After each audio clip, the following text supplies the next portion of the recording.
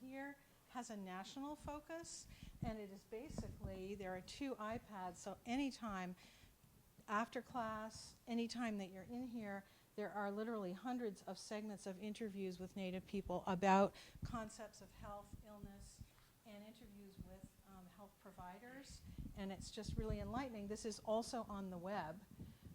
If you just type Native Voices exhibit, it'll pop up, but the idea of this being here is that we can introduce a lot of people to it. So that is the national aspect, and then there is a local exhibit that you saw when you came in that was developed by George Neptune at the Abbe Museum, really discussing Native health issues in Maine and locally and regionally, and as you can see, it has a very specific focus, not that there aren't a lot of different health issues, but the focus on addiction as a real crisis. There are many other crises too. Tonight we have Samantha Shepard on your right, who's a UNE student in pre-med, and she's going to give a presentation relating to maybe, would it be fair to say, a larger concept about an approach, an interprofessional approach to treating Native people and other populations. And Annabel Bradford is an MD with a master's in social work who is going to give a presentation that's a little bit more specific about some of the medical aspects of health, Native health issues. And it just relates generally to these exhibits. So there's different content there. But the exhibit that's in the far area there is called Kikehtahsuwiw, and I'm probably pronouncing it wrong, but it means it heals in the Native language. So I want to acknowledge our Facebook live stream audience tonight. So that's pretty exciting. Hopefully we'll get some questions, and Louise is going to be monitoring it. So if she sees some questions, she's going to relay them to Lee, and Lee's going to relay them to us after we get going. So without further ado, I'm going to ask Samantha to come up and give her presentation. Thank you. Hi, so for those of you who don't know me, my name is Sam Shepard. I'm pretty active in the UNE community. I'm a non-traditional undergrad. I run the Pain Education and Advocacy Collaborative here at UNE, and we do a lot of different events and advocacy in the community, focusing on chronic pain and substance use disorder. So I am both Cherokee and Abenaki, and though I didn't grow up on a reservation, I was raised in part by my grandmother, who did bring me to a lot of Native American events like powwows and different gatherings and stuff. So I first got connected to talking about, Native American life on the UNE campus last year. Have any of you heard of IPSAT, the Interprofessional Student Advisory Team? No. So that's they have more of a graduate focus, but you can also be involved if you're an undergrad. And so they had this case study competition, and I write case studies, so I thought it was a suiting competition to enter in.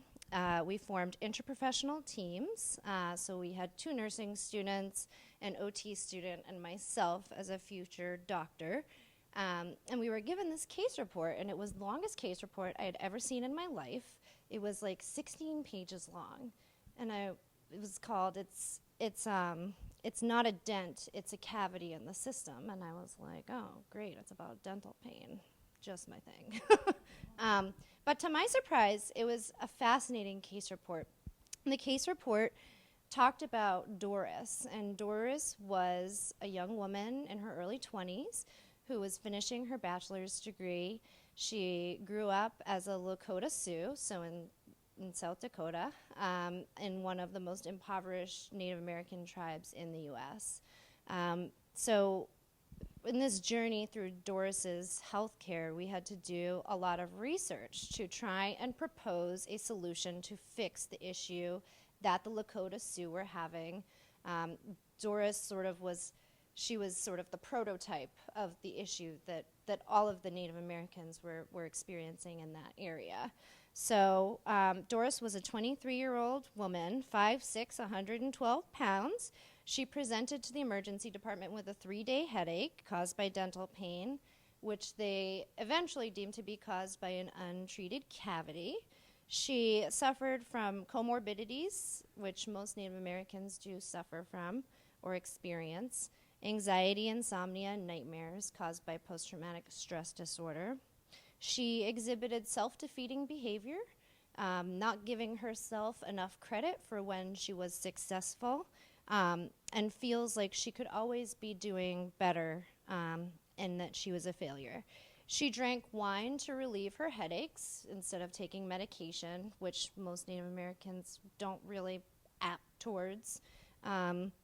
And she also had some emotional instability, history of drug misuse, sexual abuse, an unstable living situation. And she did get her associate's degree from a local community college and was thinking about going back to school. She was a good student at the time, but never really kind of made that connection about going back to school quite yet. So the story of Doris represents not only Doris, but most Native Americans as a whole. So in sort of formulating our plan, we were charged to fix the issue that was wrong with the healthcare system to try to get patients like Doris to become more compliant, to take better care of themselves, and to follow up. A lot of patients will go in to see a practitioner, but they don't follow up. So we kind of took a non-traditional approach to solving the situation. So we did some research, which I'm going to read off some statistics to you because I do think that they're very important to understand the magnitude of the problem. So there are about 3 million Native Americans and Alaskan Natives, and they comprise about 0.09% of the U.S. population, which is quite small, but also quite significant. Native youths have the highest rate of suicide in the country, and it's the second leading cause of death in Native American youth. They also suffer from death from tuberculosis, which is basically unheard of nowadays. Diabetes and alcoholism are significantly higher rates than other populations in the U.S., and the rate of tooth decay for children aged 2 to 4 is 5 times the national average, which is pretty huge. 80% of children have dental caries, which is the highest rate in the world. 87% of Native American do have dental tooth decay, and nearly half of all Native American adults have moderate to severe periodontal disease. The rate of poverty is almost 30%, and that's an estimate. And nearly 15% of Native Americans who are of age have a bachelor's degree or other professional degree. So that is a very small percentage of the population.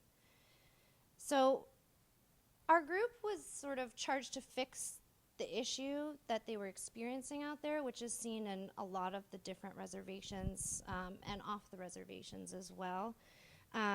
So we sort of made this strategic plan. You know, how can we fix something that's so big like this?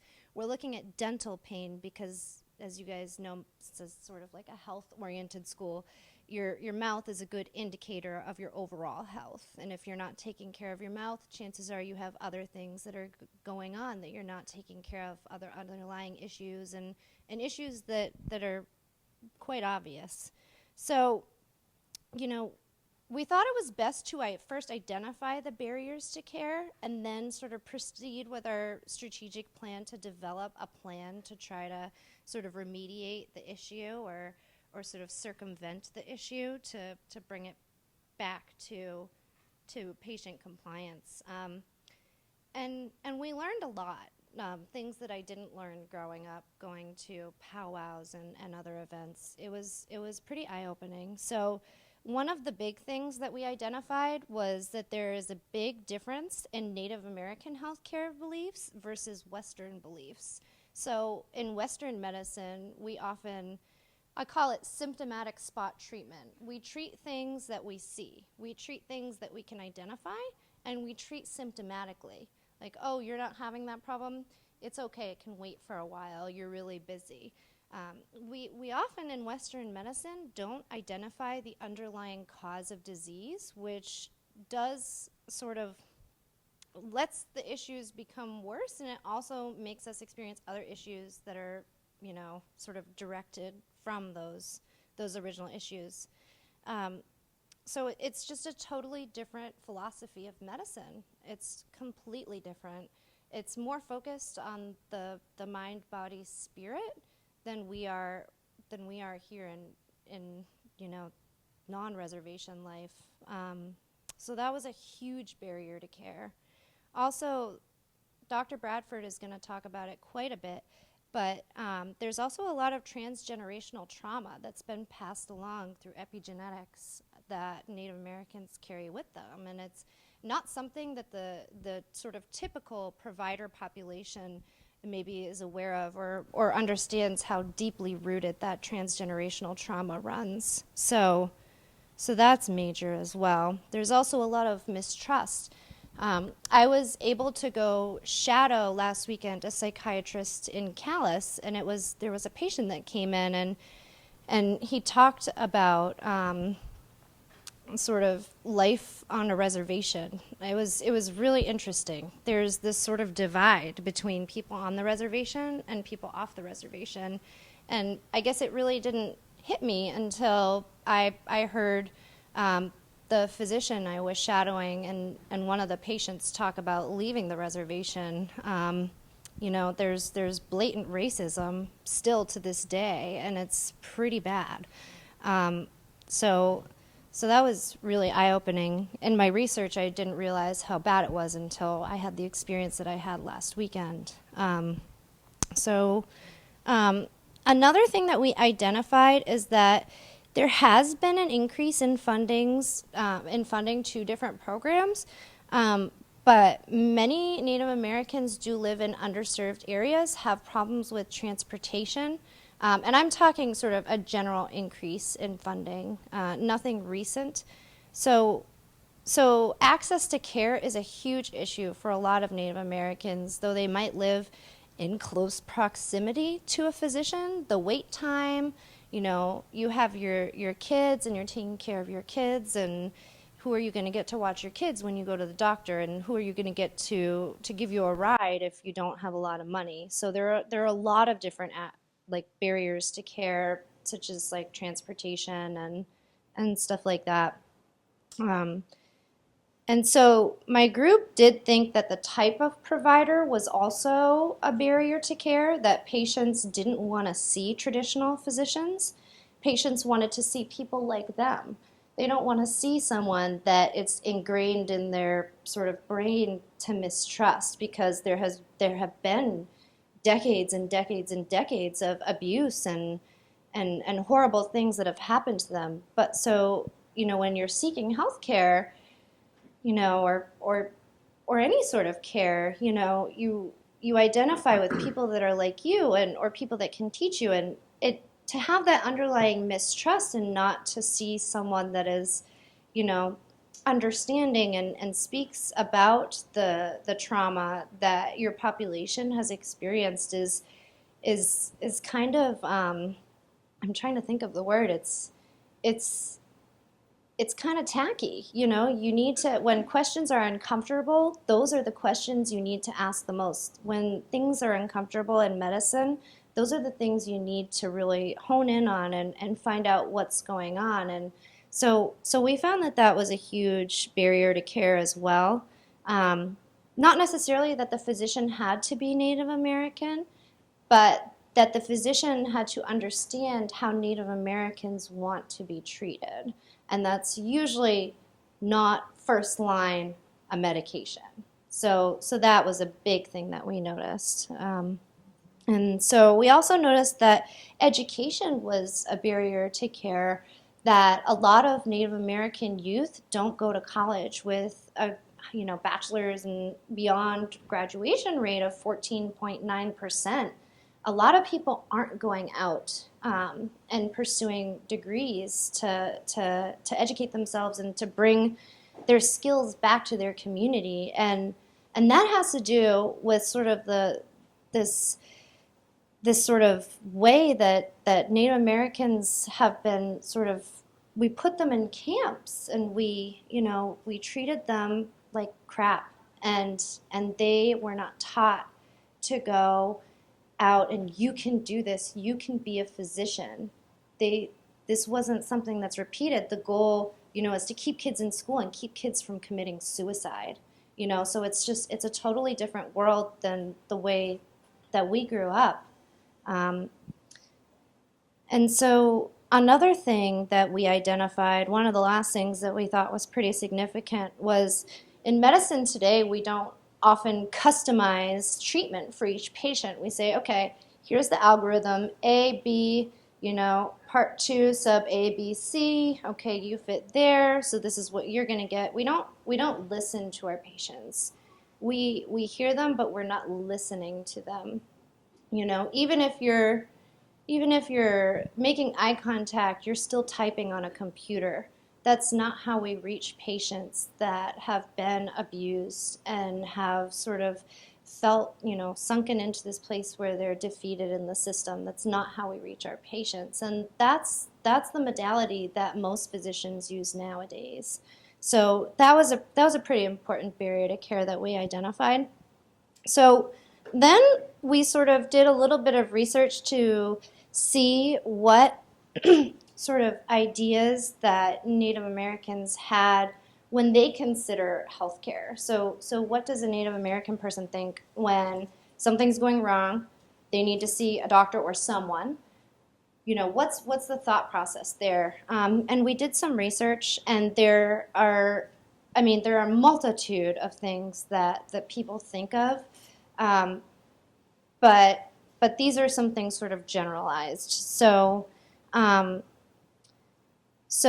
everyone does have their ideas of health and illness and is entitled to be the center of health and happiness, says Dr. Lindbergh. So physical health is something that Native Americans think of. They have dysfunction in their body. They're going to want to know what's going on. Another thing that they think of before seeking health care or taking medications or something like that is their spiritual balance. Is something off kilter? Is it something that they can remediate on their own and maybe not go out? Or is it something that, they can heal with natural medicine that we don't use in Western medicine? The connection to the land. Native Americans have a deeply rooted connection to the land. That's how they survived, and that's still how many of them survive. And there's this whole level of spirituality that most of us as Americans don't experience. And then there's also connection to their community. So that's pretty major. People take care of each other, and more so than you would see in a white person's life, and that's pretty big. And a lot of times in medicine, some of these things are skipped over, and we are like, okay, this is the problem, this is how we fix it, and that's not true. That's not true. So those were some of the things that we noticed. And then we also learned that in Native beliefs, the individual is the same as the community. So if you're told to do something and your community tells you otherwise, it's not really something that you would really do.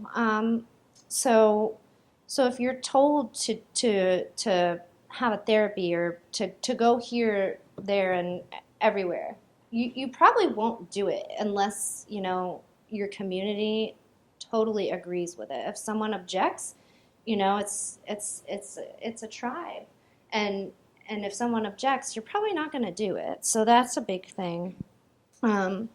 And then when Native Americans also take into account like which route they're going to use when they're seeking treatment or remediation for something that's going on, they really take into account all of their main priorities before making a decision, more so than your traditional non-Native American person would. So taking in all these factors, we devised this awesome plan where we were going to have hire more Native American workers at our healthcare clinic. It was a healthcare clinic that was sort of hooked up with a hospital, but their electronic medical records weren't synced together, so they had to do that. So that was one of our goals, is to sync the electronic medical records, because if someone is taking a medication and they don't know about it, then they could overprescribe or something like that. And also hiring more Native American people, that way it was more, centrally focused on the culture that it should be in that area. So that was something that we decided too. So having a medicine man there, so maybe the person, say they have alcoholism, if they could see a counselor who was Native American, understood their way of life, or even a white counselor that worked at a practice that was predominantly Native American, we thought that that would be a better approach. And then if they could, in conjunction with seeing that counselor, also see a medicine man to try, other ways to sort of maintain balance and homeostasis of the spiritual world, then that would be another way to sort of try to increase, patient compliance and try to meet people where they're at. In medicine today, we do a lot of motivating, and we do a lot of, you should be here, and this is where you are on the growth curve, and we don't really focus on these things that are so powerful and so important. And so that's what we decided. We decided that we needed the clinic to be more focused on the patient. We needed it to be custom tailored treatment, so each patient is different. Yes, Susie and Joe might both be alcoholics, but their alcoholism manifests differently. The way they use is different, And so also treatment for dental care, this girl, Doris, she had like 2 appointments and she wound up missing them. And it was because she didn't have transportation. And then she also had this post-traumatic stress disorder, which was partially caused by sexual abuse as a kid and partially caused by the epigenetic trauma that her family experienced for generations. And so, the doctors didn't understand why Doris wasn't coming in to take care of her mouth, and her cavities were getting worse. And, they said they just didn't understand why she wasn't coming in. They had made her 2 appointments. She had a social worker. Why wasn't she coming in? She wasn't coming in because the physicians weren't meeting her where she was at. And that's such an important part of medicine. So in conclusion, that's what we decided. We decided that we needed more, involvement from the Native American community. We needed to get into the community and have a partnership with the local universities to get students into the community to realize that these white doctors aren't coming in to tell you what to take, that they're coming in to teach you and for you to teach them. So for patients like Doris, to teach them how to meet them where they're at. And I think that's a really important aspect of medicine. Meeting patients where they're at, learning from them, talking to them, finding out what their priorities are, what sort of factors or variables do they take into account when they're deciding which route they're going to pursue. A patient always has the right to decline, but I do think that compliance goes up, and people, I really feel that education is empowerment, and I feel by educating people in the right way for them that we could have increased patient compliance. So to our dismay, our group came in second, but that's okay, because the learning concepts and the takeaway that we had was so much more powerful than the group that won, who decided to put in a mobile bus and bring this mobile bus into the reservation, which is kind of the opposite of what you want happening. You want people to feel safe, like they can come to you. You don't want to sort of barge into their home and be like, we're here. It doesn't really work that way. So although they went to Minnesota to compete in nationals, we still feel like the takeaway that we got was exponentially more beneficial for ourselves than than the other groups. But in the end, we're all winners when we're all learning. So that's a little bit about my story. Thank you. And then this is Dr. Bradford that I'm going to hand the mic over to now. Thank you.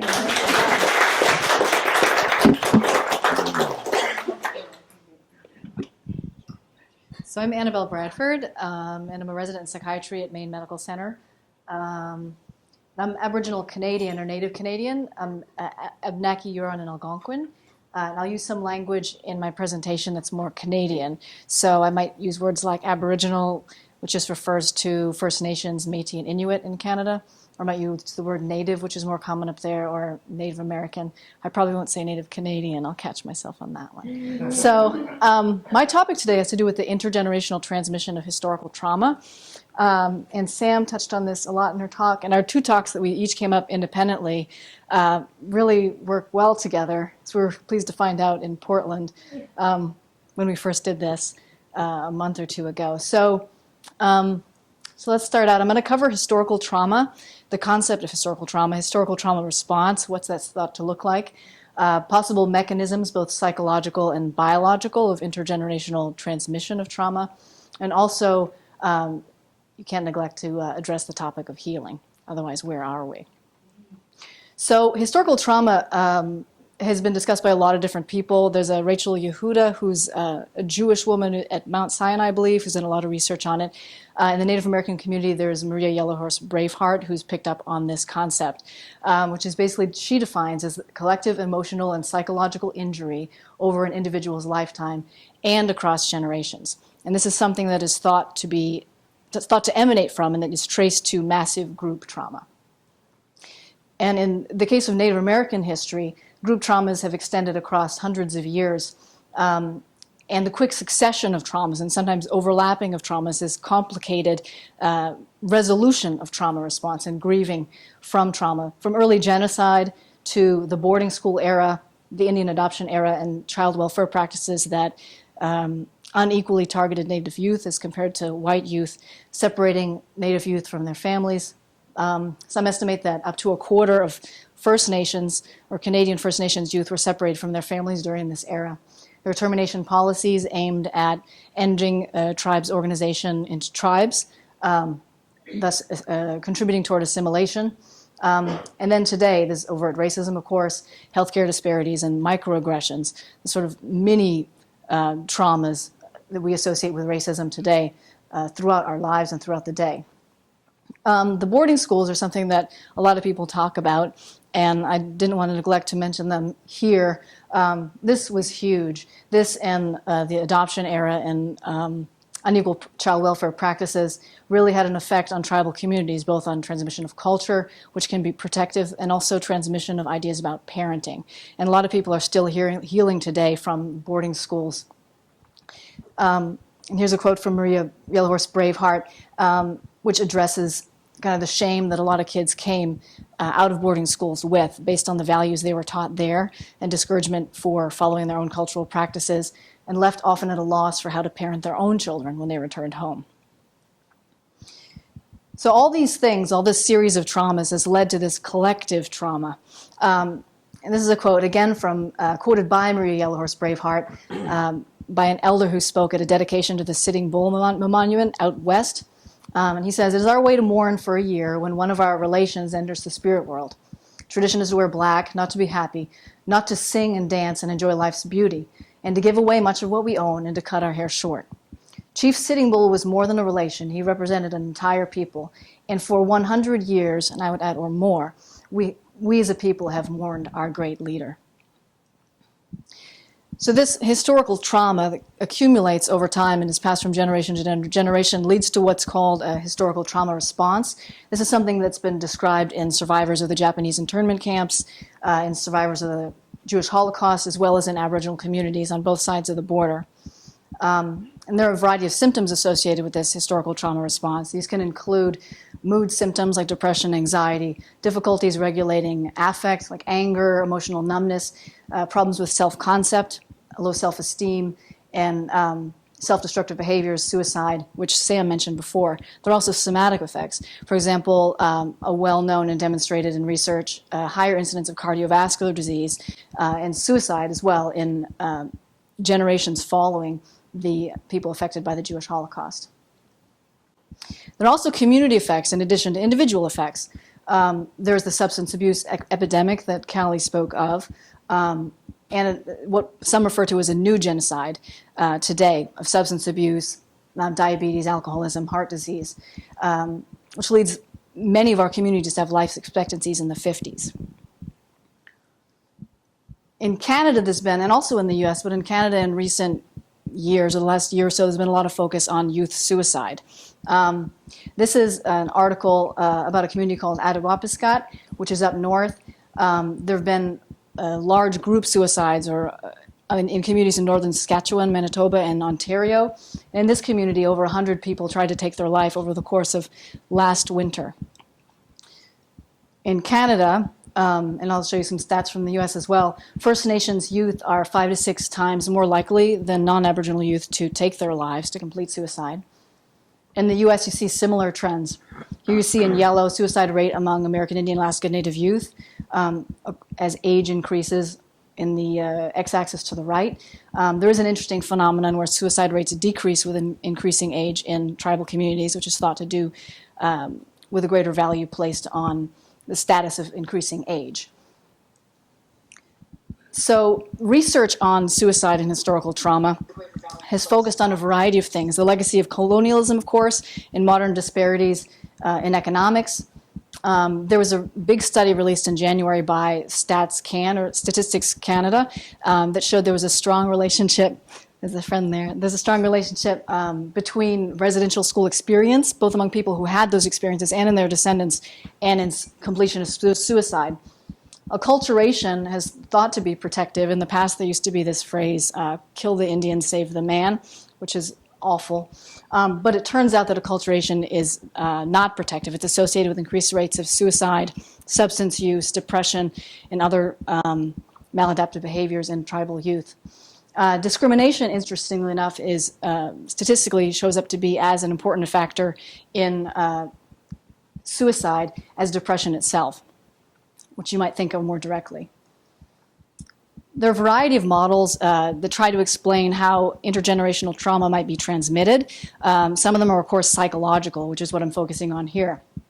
And psychodynamic theory, which is largely European in origin, but which can be applicable in some ways. There are some relational models that focus on identification with the aggressor, or internalization of oppression, leading us to engage in behaviors that others might have targeted toward us or done to us in the past, where we harm ourselves and we engage in our own self-destruction.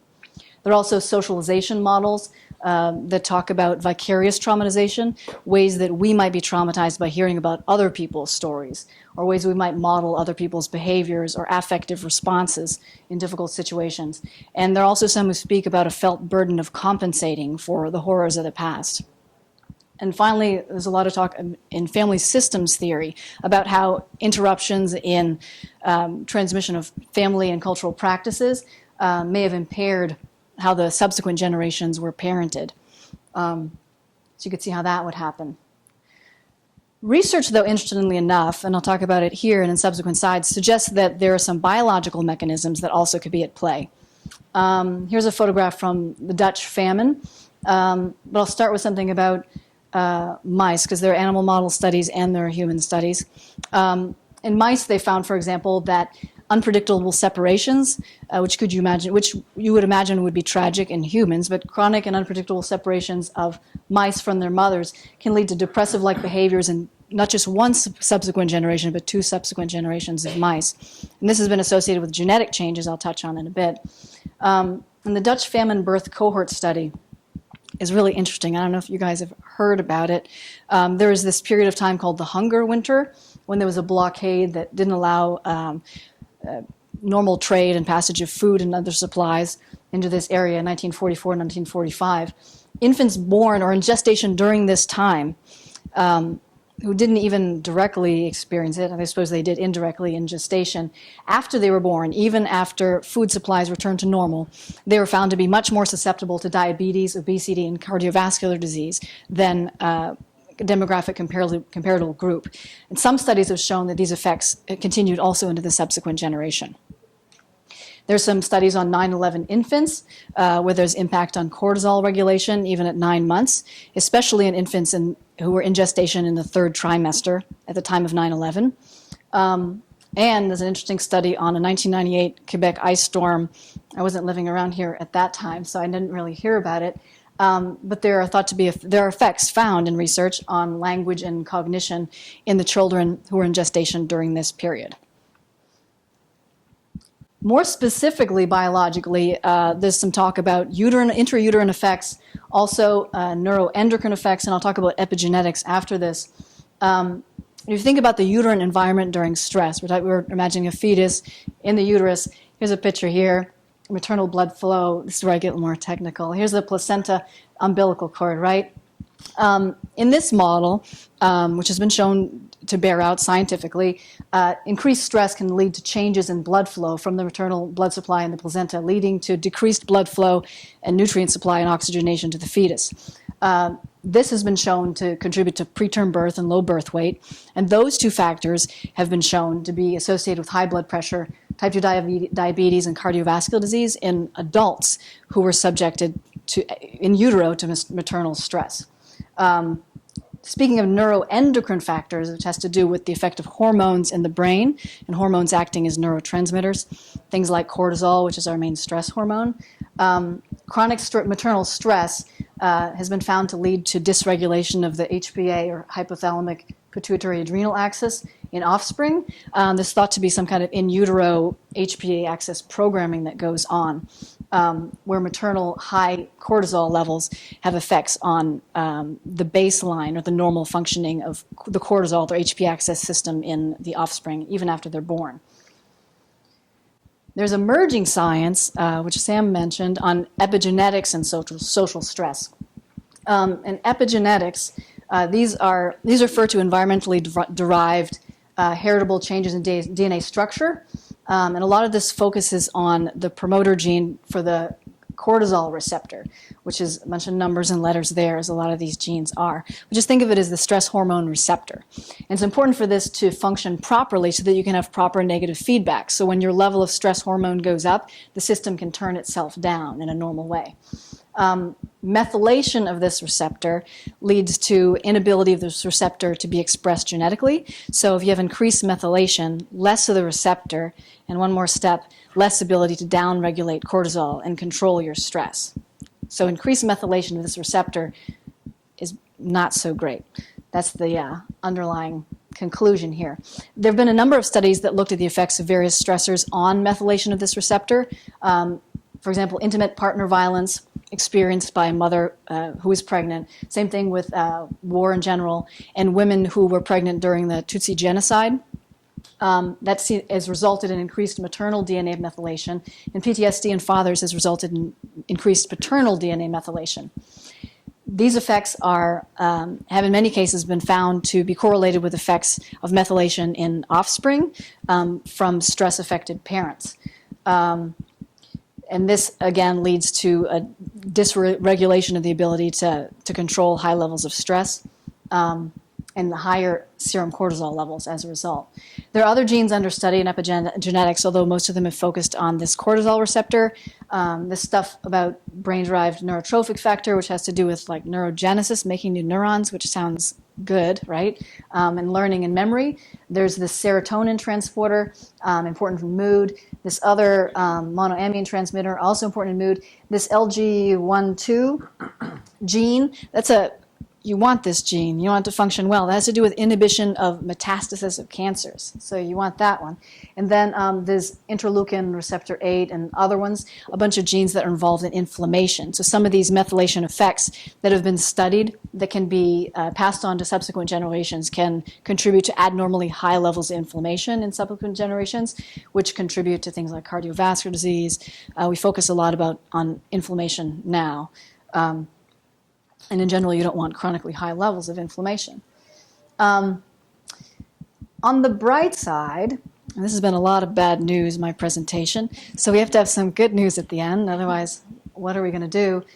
Some of the epigenetic research has come to focus on what positive interventions might be able to do. These epigenetic effects have been found to be reversible in some cases or modulatable.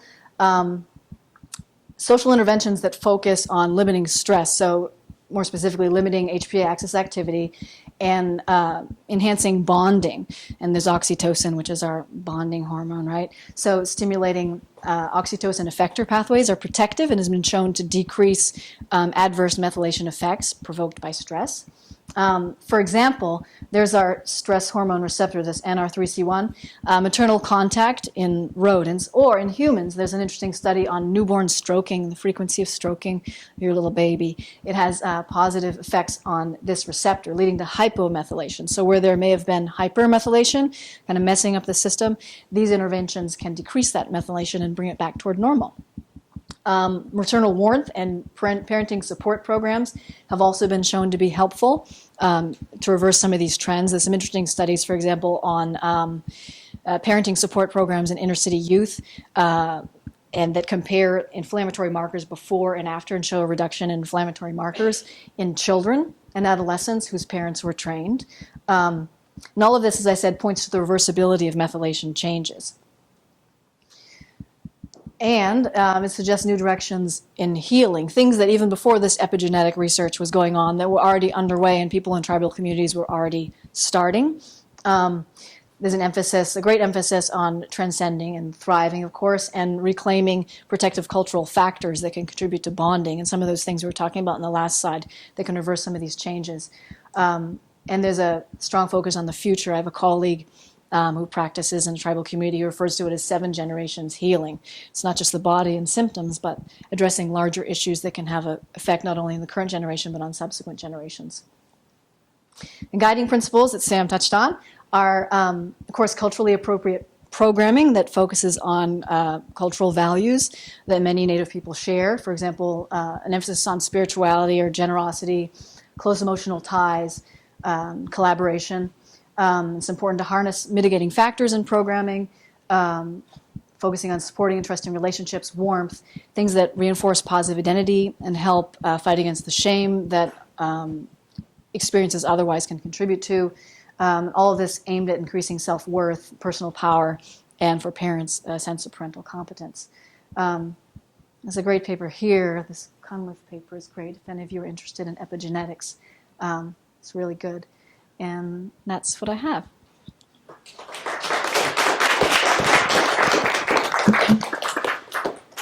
Thank you so much, Annabelle and Samantha. So I just find both of these ends of the scale so interesting. And I'm curious how many of you students are also studying some of these scientific concepts or plan to study scientific concepts like genetics, that kind of thing. Are any of you pre-med, nursing? Does it fit in, and is it something that also connects with your humanities study of writing in women's health and how?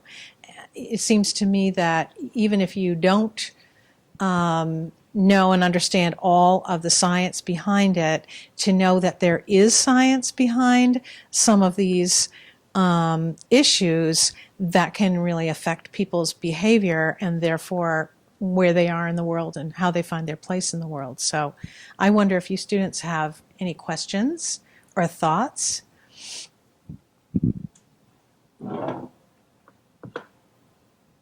Students or otherwise.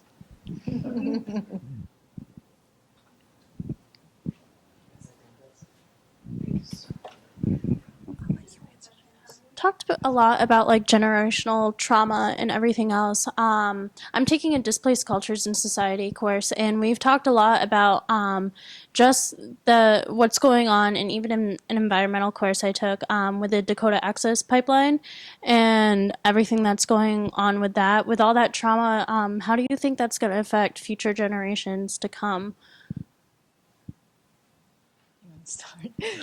That's a big one, especially environmental factors. There are many ways that we conceive of or think of our bodies or our health. And for many Native peoples, it doesn't just end at our own skin, of course. There's a community emphasis and also an emphasis on environment, and your like locatedness, the sense of place that you have that also is who you are. So I think there are reasons that people are fighting it. Yeah. And it's tragic to think that something like that could happen and could be happening, although with historical context, it's also easy to feel cynical. But it's important. It's an important fight to be fought. Yeah, and just I think in addition to that, I know some people that went and protested out there. I wish I could have gone, but you know that's not public land, you know, and I feel like you know the whole concept of that happening and you know them finding other ways to do it differently but the same, you know, I feel like that definitely doesn't strengthen any, you know, any sort of relations that the U.S. government has out there. I think it further solidifies why there are distrust issues, and I just feel like it's totally negative and disrespectful, and it definitely doesn't make things better. That's not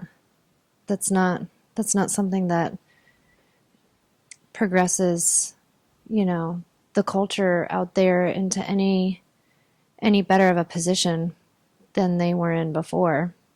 It's really horrible. Makes me wonder, though, was there some benefit in holding this protest movement? And is there a health benefit in standing up in, I went to the Women's March in Washington, and there was a big benefit. There was a lot of oxytocin there that even though we didn't know exactly what the result would be and it was a risk, is there a medical benefit in protesting or putting yourself out there and saying no? I can imagine it definitely, especially with others, the way it was, seeing some of the camps out there and seeing people do stuff together. Yeah, I can imagine it could be beneficial despite how things worked out. Yeah. Other thoughts? Issues in your class that might connect? I'm curious what you've been reading that might connect to this subject.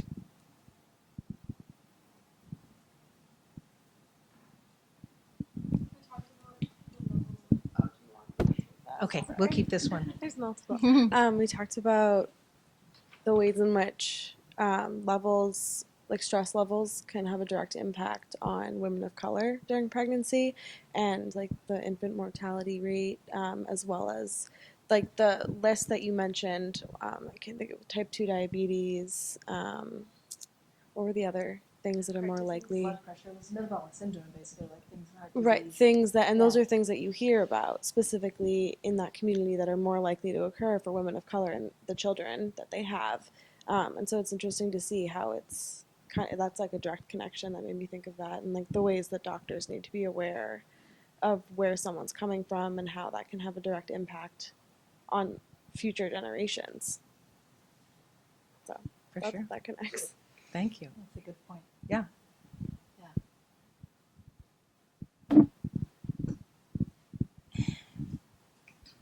I guess I just wanted to sort of ask a question. I know not everyone here in the audience is part of this class that most of us are in this semester on writing and women's health, but I was wondering if, as you were listening to the talks, did anything that we've read sort of come to your mind and give you an additional framework for thinking about it? I mean, Emma's just mentioned one great example of that for sure.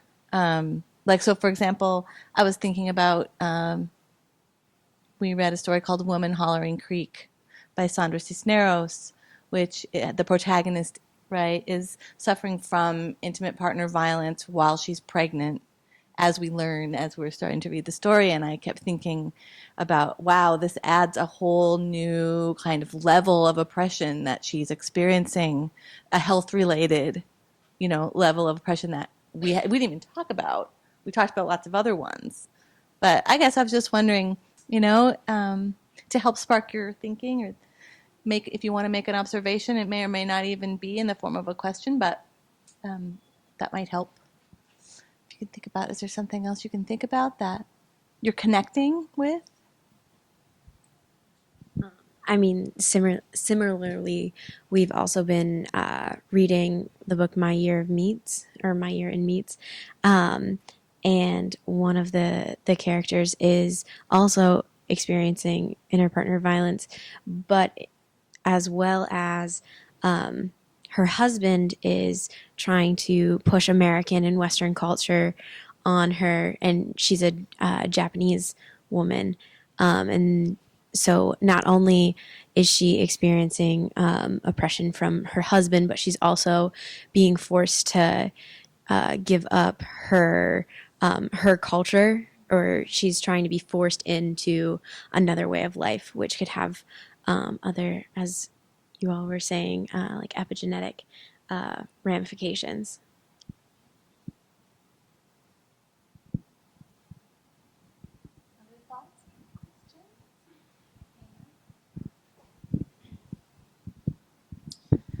I guess it's kind of a more broader sense, but one thing I was thinking of, I think, during Samantha's talk was about kind of how important it is that the physicians are listening to what the patients need. And so we talked a lot about women, and kind of that's really important. I was thinking more of the yellow wallpaper and how she knew what her own body needed, but her husband, who was also her physician, kind of was telling her otherwise. And it also reminded me of a different class that a couple of us are in, Psychology of Gender. Today we talked a lot about healthcare in that, and about how women were excluded from clinical trials for a lot of drugs and stuff like that, and kind of how it's also important for them to be included in that, because you need, like, women know what their own bodies need, that things need to be able to be in tune to a woman and to different Native Americans and people of color and stuff like that. And so I was just kind of connecting all of those things together, at least a little bit.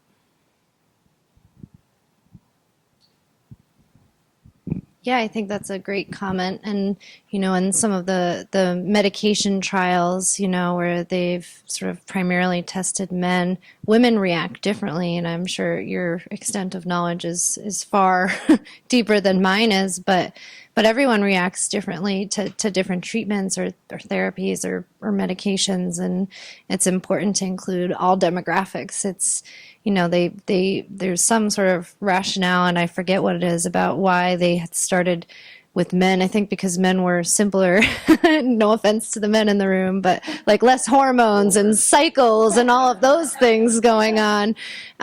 So I think that was some of the rationale, but I totally agree that it needs to be much broader, and that's just, it is what it is. I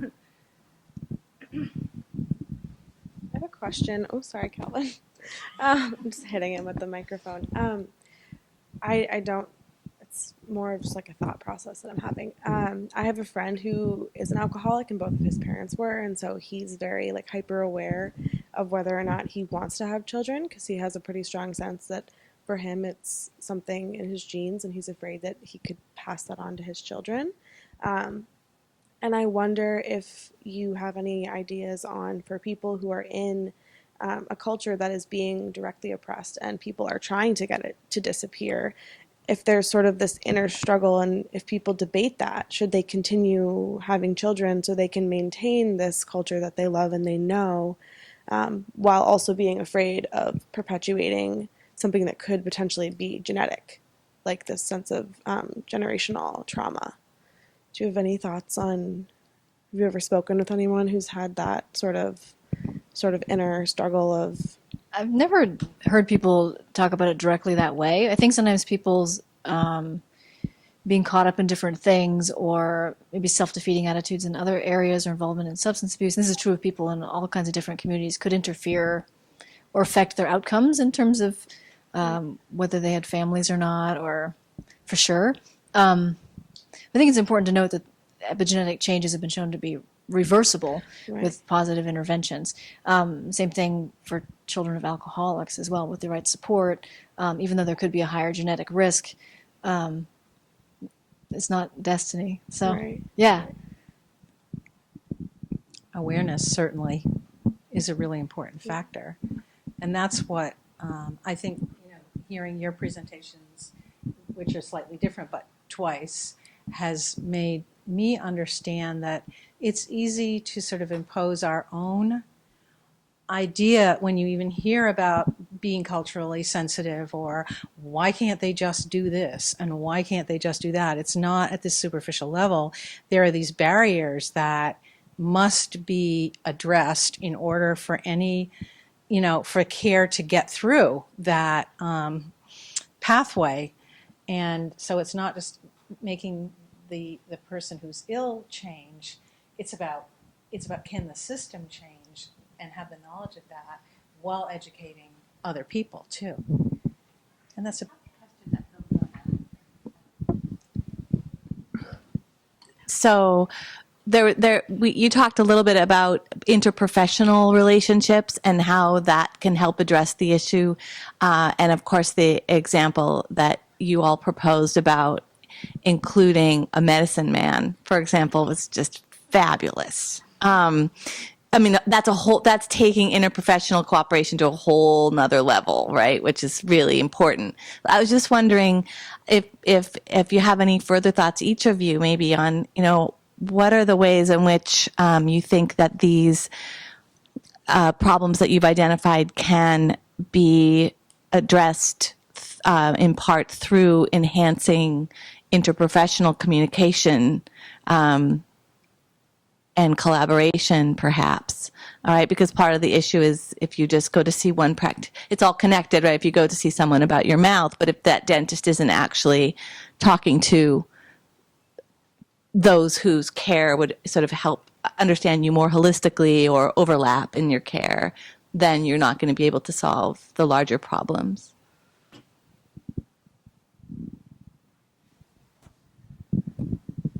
So your question is, how can providers better work together to serve? And so, for example, even in your working group of students, you had people in different majors, right? Oh, yeah. And so I guess I just was wondering if you had any more to say or any thoughts about how you can sort of apply that model of interprofessional collaboration in the real world going forward. So, there's two ways I could approach this question. So we had two nursing students, an occupational therapist, and then myself.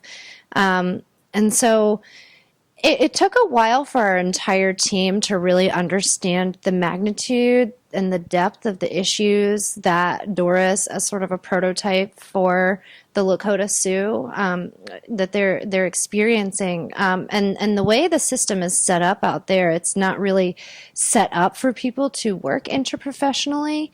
In healthcare, I am a huge advocate that there should be some sort of a navigator that links sort of the practices together if they can't all get on the same format of electronic medical records. Some sort of a navigator that meets the client or the patient where they're at. But that's not really feasible unless there is funding for that. And a lot of these clinics are underserved and they are underfunded. And they have a slew of patients that they can't even treat because their wait lists are so long. So it's hard to really think of a way to sort of facilitate interprofessional education or interprofessional, treatment of patients aside from, having some sort of link there. you can't really you can't rely on the patient, to be that link. I was disabled for 4 years with a back injury that I experienced when I was 22 years old, and so I was sort of that link between my providers. So I know firsthand that using the patient as that link does not work. It makes the patient want to throw in the towel and never come back. So there are other ways to get around that. It's hardest though in areas where your providers are overworked and the patient load is such that you can't even see all the patients that are trying to get in. So what I noticed in going up to Calais last weekend is some of the patients had family members there with them, and they are better able to articulate or explain, what is going on. So having family members around that's a huge way to try to increase, sort of the reach of care, and in some ways compliance, because then you have someone that is you're reporting back to that's there that you're not seeing 3 months later, so that's one way. I think the way medicine has shifted, we've sort of stopped calling patients to check in on them, and I think just picking up the phone, even if you're leaving a voicemail, we're not all going to be doctors, but we're all going to, work with people in some capacity. And I think just picking up a phone call, picking up a phone and making the call, no matter your role as a healthcare person or just your role in society, picking up the phone and making phone calls and saying, hey, are you okay? What's going on? Just asking random questions and asking those uncomfortable questions, especially. I think that's a good way to facilitate that, too. It's not really interprofessional, but it's a way to reach the patient on a different level, which can help, I think. And so I'm encouraging Samantha to continue working on your idea of a model, and that model could be anything. It could be something that many patients could have access to create their own support system. So if you look at the exhibit out there, the It Heals, the main exhibit is about how people in the tribal community got together, and it focuses a lot on women because it was their priority to heal their community. And so community can be a great motivating factor and an educating factor, while taking all this stuff into account to increase the communication, learning the vocabulary. How do we even talk about something like this?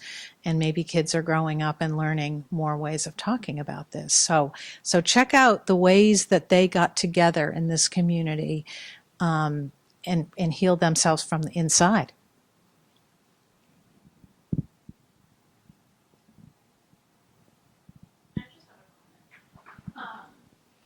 Part of the presentation actually reminded me of the topic about alcoholism and suicide, and even the boarding school aspect of it kind of reminded me of this case study, or the study that we read. I think it took place in the 1950s and 60s in Canada, where a group of Inuit people were taken to Canada to kind of like a reservation, and they were trying to implement Western culture on them.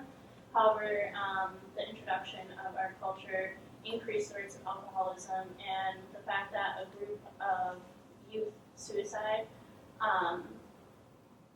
to that extent, had to bring attention to the Canadian government, saying that this is wrong and something has to be done, because they were trying so hard to get that help and get that aid.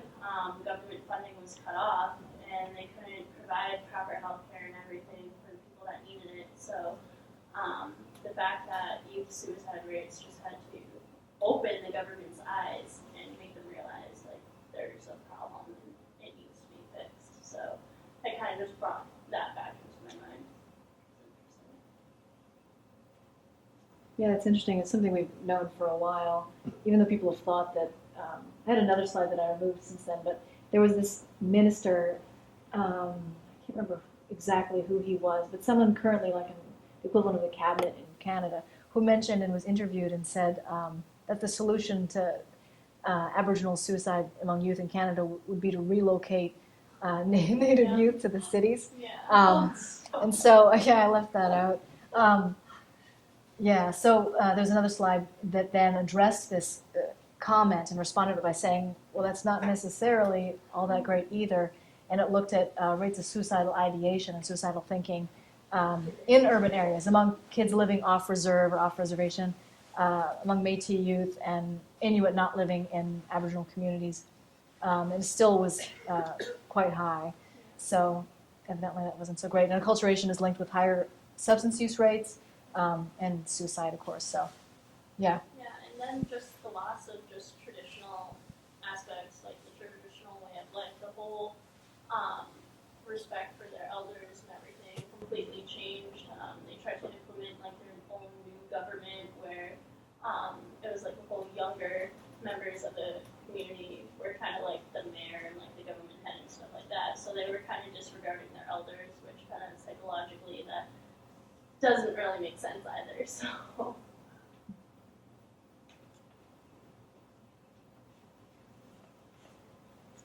And I had a question to follow up on that.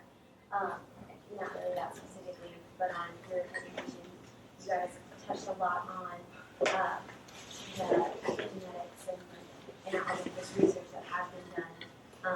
Has this research been implemented, I guess, or is being used to change some of the, I don't know if like anywhere in your research you found anywhere that people have been able to use this research and say, listen, like this is the effect that it's having on these people, what can we do to change it, and if there's any change coming from it. So, There are those discussions in papers, and certainly people who do have a genetic work, and some of the research has shown that, yeah, look at this program, it has these positive effects. For example, the parenting intervention in the inner city and the reduced inflammation levels in the kids who are affected. And it's talk about, okay, so this research was interesting, it gives us biomarkers for the effectiveness of programs, biomarkers for the impact of stress, and it does show that these things are real, that stress is written on our bodies and in our bodies, and that programs are worthwhile. As far as funding goes, like, although there's certainly our communities are working to address these problems as well as they can, and there's programs being developed for sure. Funding is a challenge, even if the data show it. I mean, just look at cuts to WIC or Head Start. I mean, programs that are clearly evidence-based that save money in the long run but aren't always well funded.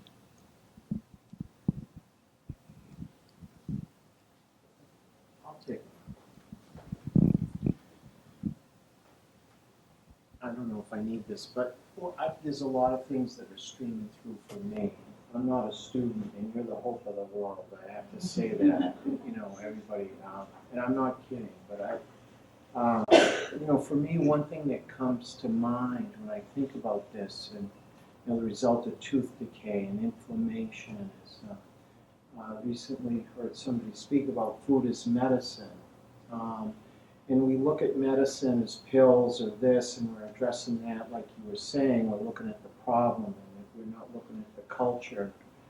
And that food is medicine, it's culture, it's sharing, there's so much more. And one of the great things that we ripped away from Aboriginal cultures and other cultures was their food, the gathering, the sacredness of everything in life. And I really think that's huge. And I often think, if you, again, the value of growing food, eating food, and that kind of medicine on a basic level for people to have nourishment. When we have huge poverty, I mean, you can give people food stamps, but if it comes down to Kraft macaroni and cheese and losing the culture and the sharing that happens, the cooking, the nurturing, I think, I don't know, I think that on a basic level. The other thing is just poverty in general, and that aspect that really we miss in Western culture, at least for me, that's how I see it, is the sharing. We don't fund things because we don't want to share. There's some kind of reverse thing that's going on where, well, the individual, and there's all this emphasis on the individual, and it really is quite disturbing to me, is that aspect that we've lost. I went to listen to this one lecture about colonious lords and the Aboriginal cultures, and a lot of the natives in Maine were kind of decimated, but for various reasons they kind of were left. And you know, the natives would say, well, yeah, you can go cut down some trees over there, that's okay, or you know, go fish over here, but they weren't giving their land away. You know, it was sacred.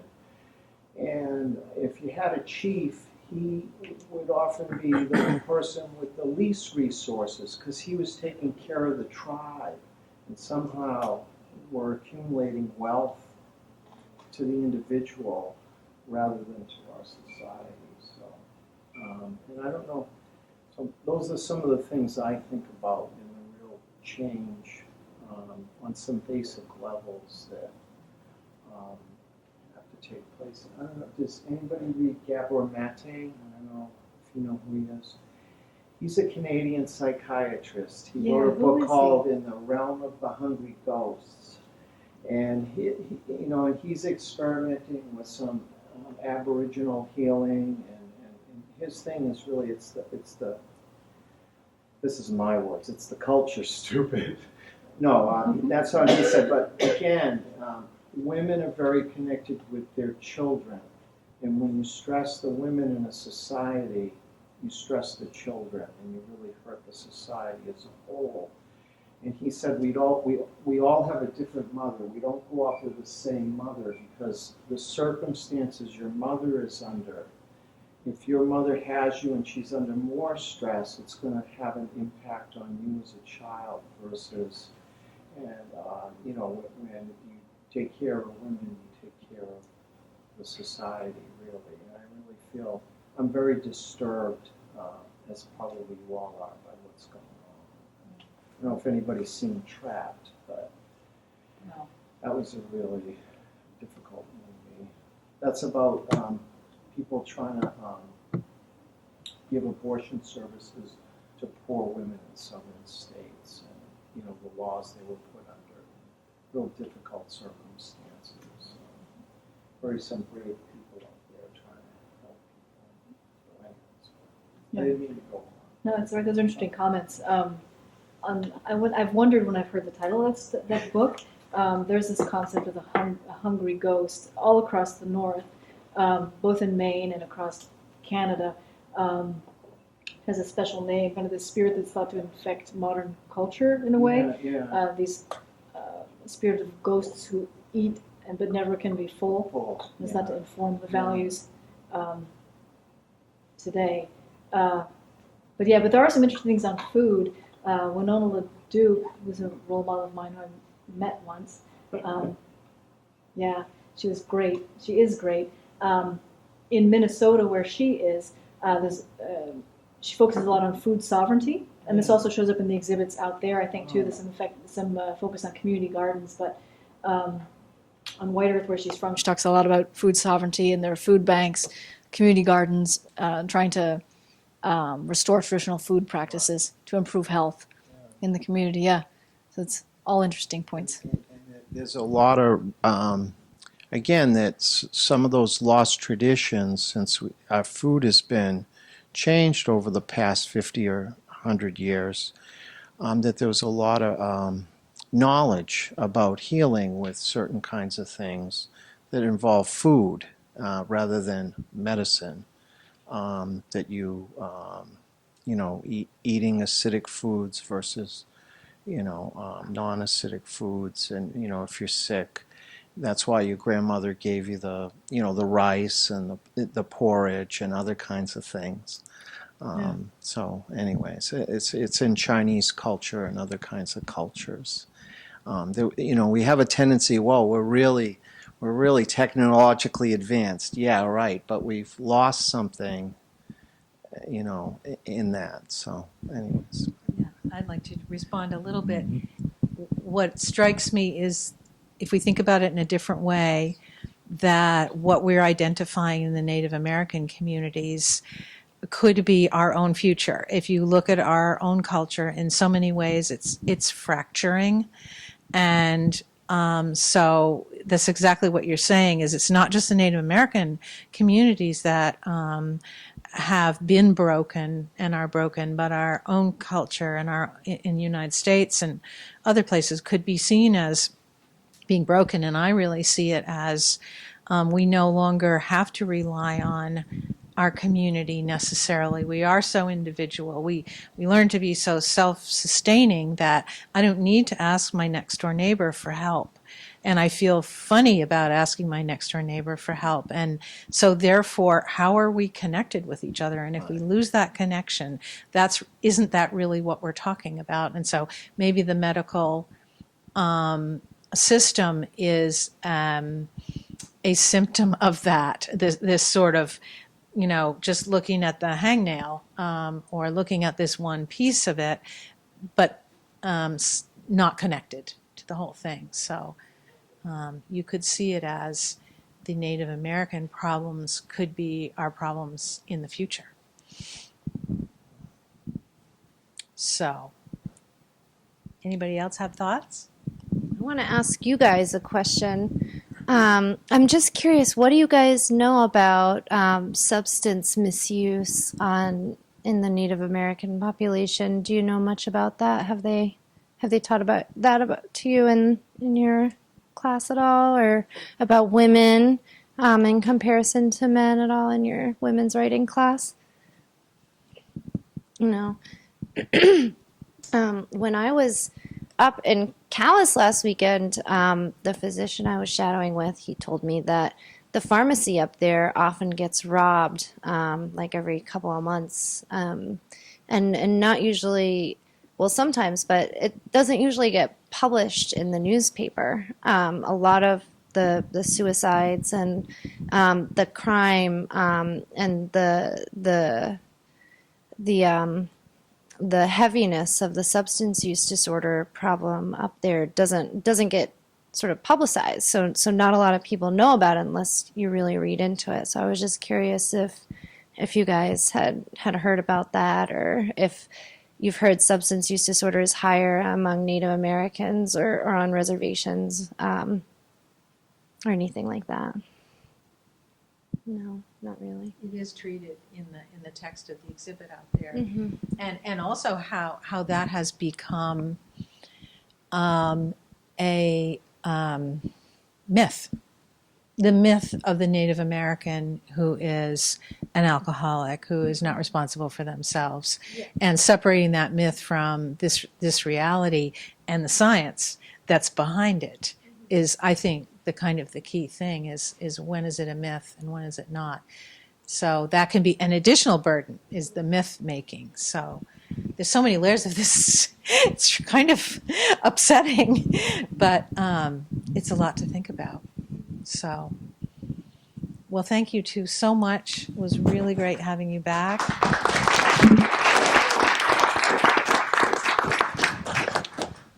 Feels to me like this could be a course of its own. Yeah. So I hope you guys do some reading that connects with some of this stuff, and certainly talk to Professor Tuttle about it, and maybe this has shed some light on the underside of what you're looking at. So thank you. Thank you guys for coming.